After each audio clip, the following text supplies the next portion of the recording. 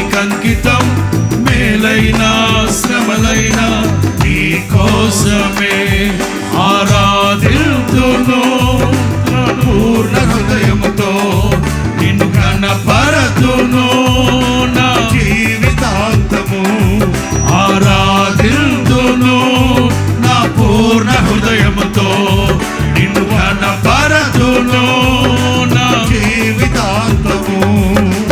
యేసయ్యా యేసయ్యా యేసయ్యా అర్థం యేసయ్యా యేసయ్యా యేసయ్యా యేసయ్యా యేసయ్యా యేసయ్యా